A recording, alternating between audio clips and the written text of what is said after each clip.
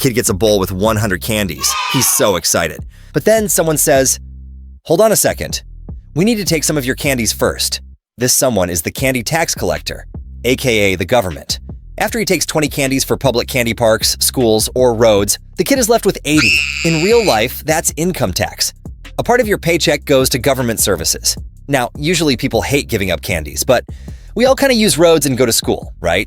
So taxes are like sharing part of your candy, so the whole community can get stronger candy delivery. Who gets taxed? The candy eater, aka consumer.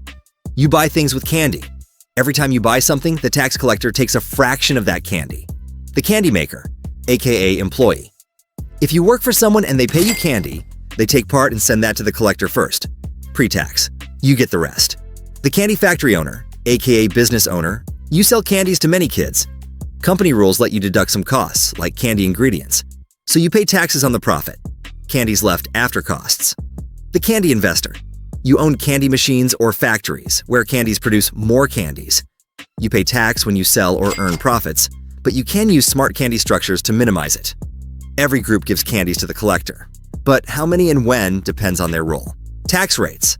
Let's say employees pay 10 to 20% candy tax depending on how many candies they earn, and which country they live in. Self-employed might face 20 to 30% plus extra charges. Business owners pay business tax on profits, maybe 25%, while shareholders also pay tax on dividends. Investors pay capital candy tax, maybe 15% on profits from selling candy machines. How employees can keep more candy. If you're an employee, here's how you can save candy. Candy deductions.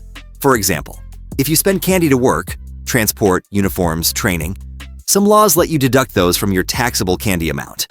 Candy retirement accounts.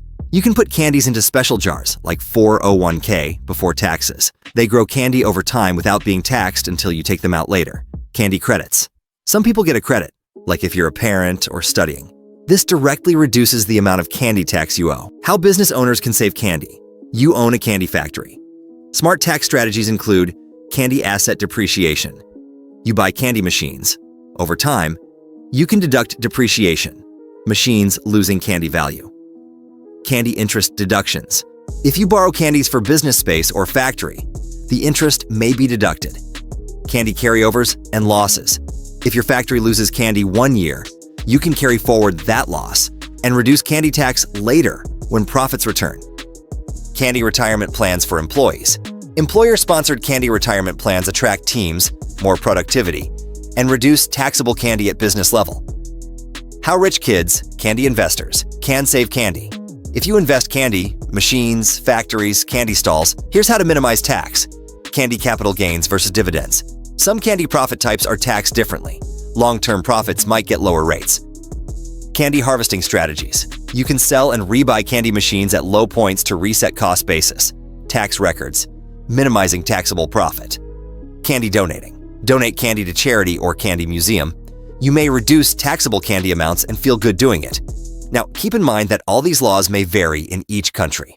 Common strategies everyone can use. No matter who you are, these candy smart strategies apply broadly. Use retirement jars. These keep taxes lower or delayed, especially for long-term candy growth. Track candy expenses. Keep records of candy costs like training, business use, home office, to reduce taxable candy for eligible categories. Smart timing of candy sales. Sell your candy at right times. Longer held candy gives lower tax rates than instant gains. Candy lessons you can use now. Don't give away more candy than needed. Use tax rules. If you work, deduct qualifying expenses. If you invest or run a business, maximize deductions legally.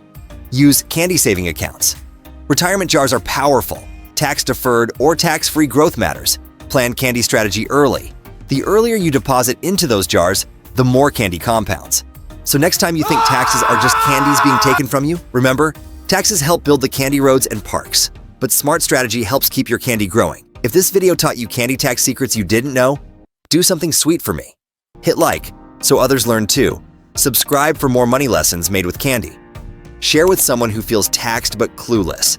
This is not financial advice. Candy metaphors are simplified. Always consult a qualified tax advisor before making tax decisions.